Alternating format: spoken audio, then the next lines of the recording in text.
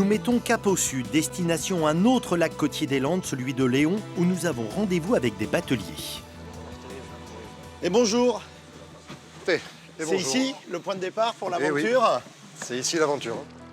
Encore une aventure. Une expédition qui, depuis plus de 100 ans, fascine et émerveille la descente du courant du Cher. Un voyage où les décors, les sensations se succèdent. D'abord, on traverse l'immense plan d'eau au milieu des nénuphars. Puis après un quart d'heure de rame, on pénètre dans un delta marécageux, une frontière, un sas. C'est une ambiance très particulière, c'est ce qu'on appelle des marais flottants, ça. Oui, il n'est pas possible de circuler à pied sur les bords. L'eau circule de tous les côtés. Les arbres sont en train de stabiliser tout ça, les aulnes glutineux. Et après, il y a également des saules. Ces arbres-là raffolent de l'eau. Et tous ces deux espèces d'arbres, aulnes et saules, sont en train de... Ça gagne, tout doucement. Et ça stabilise. Le marais flottant qui devient plus flottant, du coup, après. Et là, maintenant, c'est changement de décor radical. C'est l'Amazonie landaise. Ouhou. La grande aventure.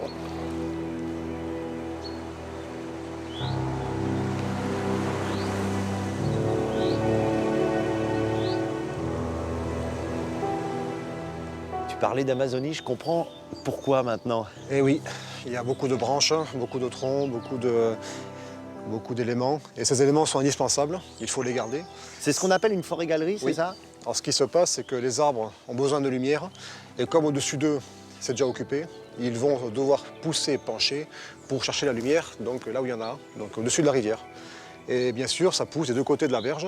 Donc du coup, très souvent, les arbres se rencontrent. Et parfois même, ils se tiennent mutuellement.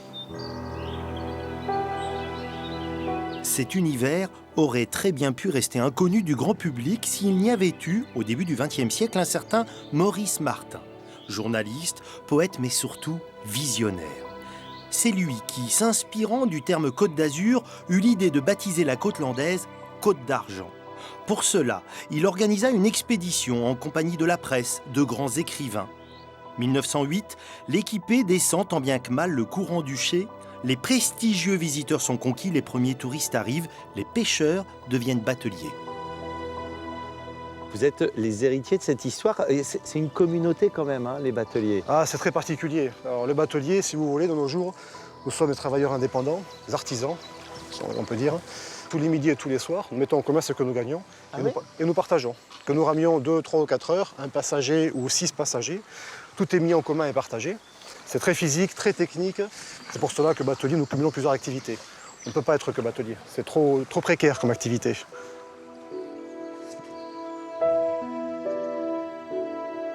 Il faut 2 heures pour rejoindre, 4 kilomètres plus loin, le terminus des bateliers. Le paysage a encore changé. Fini la forêt-galerie, les espaces se sont ouverts. Au sommet des dunes, on sent le souffle de l'océan. Quel voyage, hein, après l'Amazonie, les dunes et puis là, l'océan. Effectivement, ici on se trouve donc à Huchet, hein, qui est l'ancienne embouchure, hein, du courant. Il faut savoir qu'à l'époque, effectivement, les dunes n'étaient pas encore fixées, hein, et donc le sable s'écroulait dans ces courants et venait obstruer. Donc les habitants ici des alentours venaient régulièrement déboucher le courant. Donc c'était des travaux titanesques. C'est-à-dire qu'à un moment, la dune a fait barrage, ça aurait pu devenir un lac, comme Biscarrosse par exemple. Effectivement, mais le courant a contrebalancé justement cet apport de sable et a continué à se frayer un passage dans ces dunes anciennes. Ce qui explique que le courant fasse un angle droit quasiment ici. Effectivement, il est venu donc buter sur cette dune qui était en train de s'édifier. Il est parti donc vers le sud retrouver une nouvelle embouchure. C'est une partie où vont les bateliers, ça? Non, les bateliers s'arrêtent ici. Et ensuite, je vous emmène pour découvrir Nous, on y va alors. la dune. Grâce à toi, super, on te suit. Depuis 1981, le courant du Cher est une réserve naturelle, un espace unique, réglementé, protégé. Naviguer ici est un privilège. Nous, on y vient de temps en temps pour justement exercer notre rôle de suivi scientifique.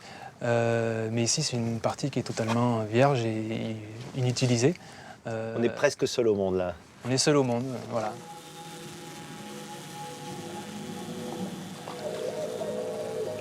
Vu avec notre drone, c'est quand même assez étonnant cette juxtaposition des couleurs même qu'il y a.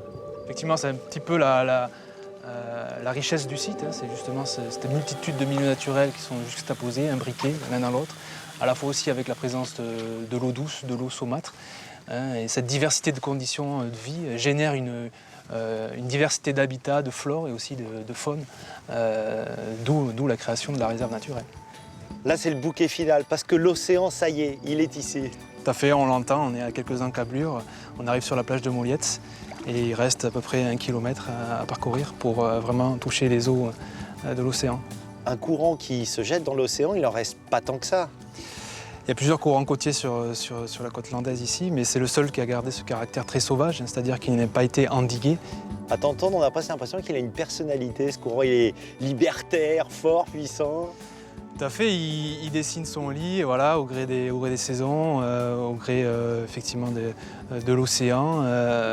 Donc c'est toujours magique de voir ce spectacle qui change perpétuellement. Merci François, c'était une belle balade. Je te laisse remonter. Oui.